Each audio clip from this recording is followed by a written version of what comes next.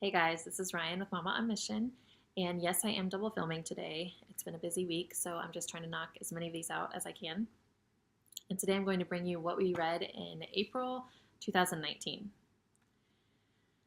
And I'm going to start off with me. For my nonfiction, I read Kisses from Katie this month. And a lot of these I will not have a book to show you because it was either from the library or an audiobook, so I will have to insert pictures for you. This is a book by Katie Davis. It was recommended to me by April over at the Simple Rugged Path. It was, I guess she didn't recommend it to me personally, but it was something she had read and it sounded interesting to me, so I went and checked it out. And it indeed was interesting. It's about a young girl, well, she was a younger girl at the time, fresh out of high school, decided to take a year off, go to Uganda, and serve over there in missionary work. And it ended up changing her life. And I don't want to give away everything, but she is still there, and that was a while ago. So she served a lot of orphans over there, is serving a lot of orphans over there. It's very inspiring to hear about a young girl who had the American dream laid out before her. See her give that all up to go serve God's mission in a different country. It's really incredible. So I recommend that. It's a really easy read, and it's really, it pulls at your heartstrings. It's really good. Again, that was by Katie Davis. I don't know if I mentioned that. The second nonfiction book I read this month was Love Thy Body by Nancy R. Pearcey, and I cannot say enough good things about this book. I absolutely adored this book. And I'm actually going to read the back of the book to you. It's online, so it's not really, I don't have the physical book here, but I couldn't really put into words like what it was about because it's kind of something that's not really out there much. So let me just read this to you. It says, "Are transgender people discovering their authentic self? Is the hookup culture really liberating? Does abortion lead to equality for women? Does homosexuality contradict our biological sex?" In Love Thy Body, best-selling and award-winning author Nancy Pearcey takes on the hard questions about life and sexuality. She offers a respectful but riveting expose of the secular worldview that lies behind trendy slogans and political talking points.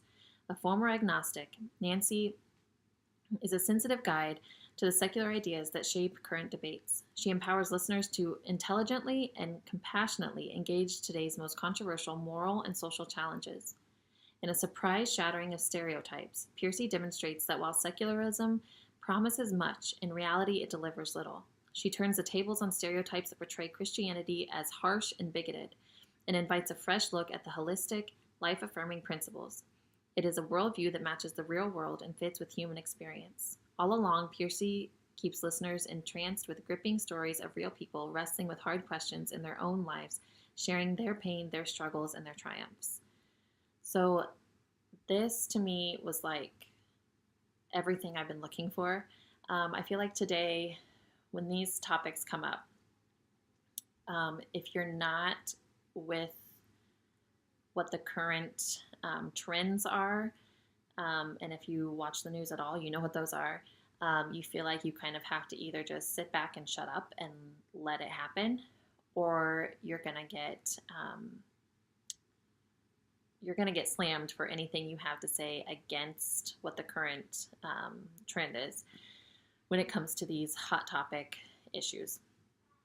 And so I feel like either people say nothing, or they're like, well, the Bible says that's wrong. And while, yes, the Bible does say that's wrong, and it is wrong, depending on what subject you're talking about, that's not always a good argument for most people, because a lot of people would just say, oh, well, that's great because I don't believe in the Bible. And what do you say to that? Or people can pick out, one or two verses, this is wrong because the Bible says this. Okay, well, if they don't have the same worldview as you, your point is moot because they don't believe the same as you, so okay. And this kind of went into depth on all the contradictions and what people who are strongly for homosexuality, strongly for abortion, strongly for transgenderism, it shows all the contradictions in their mindset, the hookup culture, all these sexual sins that are rampant in our day and age. And FYI, it's nothing new. It's always been going on, but that's a topic for a different day. And it brings these things into the light as to, yes, they're morally wrong, but here's why. And they're also, scientifically, biologically wrong. Anyway, I'm not going to get on a tangent here, but please, if you are a believer and if you care anything about these topics, which you should, please go read this book. So good. I loved it. Anyway, back to my list. Those were the 2 nonfiction books that I read this month. As far as podcasts, I don't really have anything specific to share. I was still on my theology podcasts and my true crime podcast. That's my 2 wheelhouses that I love. And I will probably soon share my top theology podcast that I listen to, because I did have some people ask me about that. But that'll just have to be on a separate video. For fiction, everyone get ready to clap. I finished Atlas Shrugged, finally. So, Ayn Rand, Atlas Shrugged. I'm just glad it's over. It's really, really long, and I won't say I disliked the book.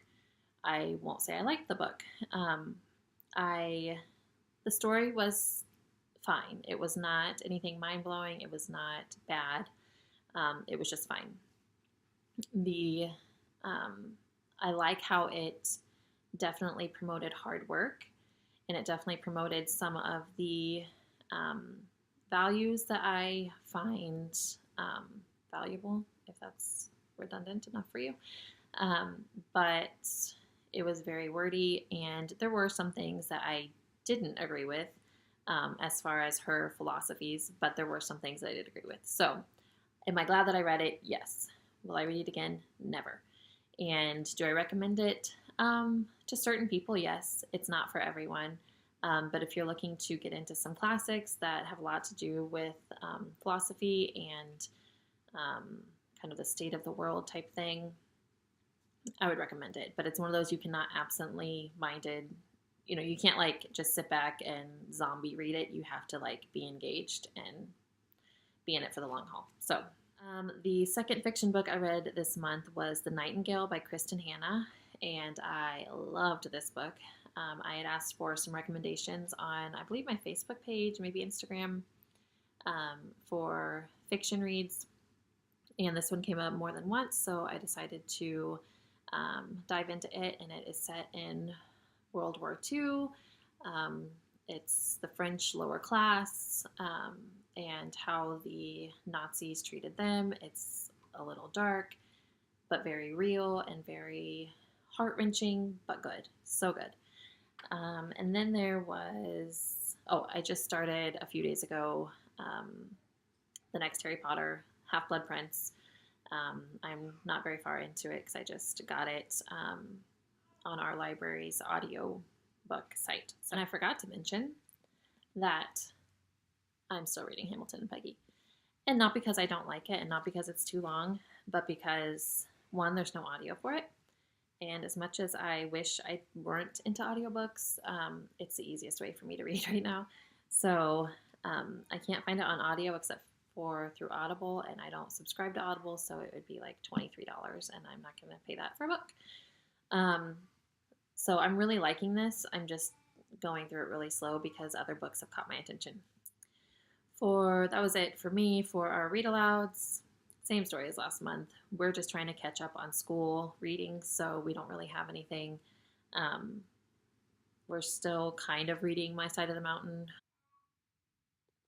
I did finally get it on audio, so hopefully we can pop it in the car and stuff and get through a little faster. I thought I would like this book a lot more, and I thought my boys would like it a lot more. None of us really seem to care about it that much, which is really sad because I've heard a lot of people say it's one of their favorite books.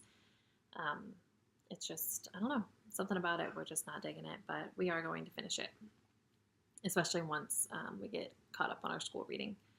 And by school reading, I mean our science and, not science, we're done with science, our history reading. And then here is my second graders list, and it's a long one because the kid likes to read. So we have Another I Survived, The Sinking of the Titanic, 1912. Gave that one a thumbs up. Kingdom of Renly which are books by Jordan Quinn. He read number 2, The Scarlet Dragon, which he gave a thumbs up, and then he followed that right up with number 3, Sea Monster, and he gave that a thumbs up. Those are, I like them. They're just really lighthearted, kind of mystery. Really, they're pretty easy for him, but he likes them.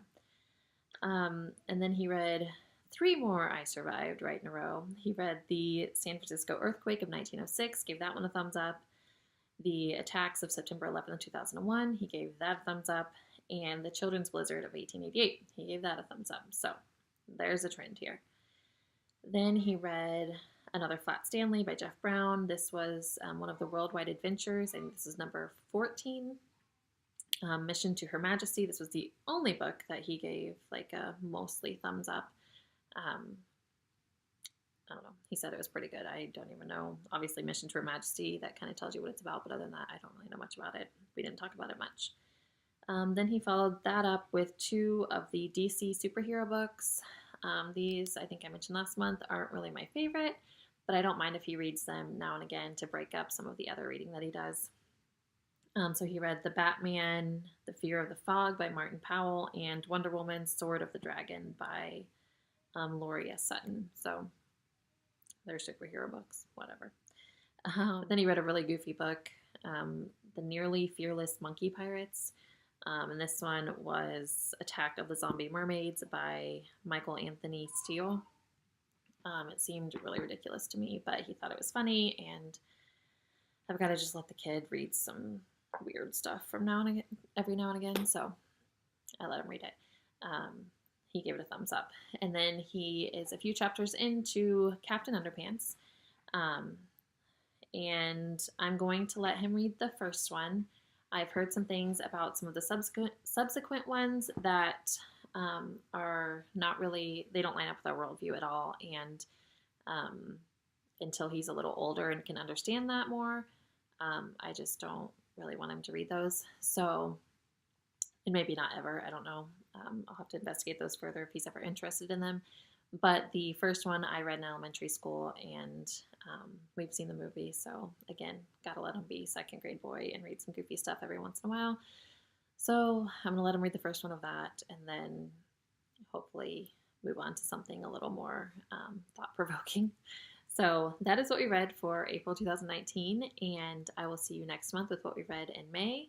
If you have any suggestions or would like any suggestions for books, just comment down below, and I will see what we can come up with.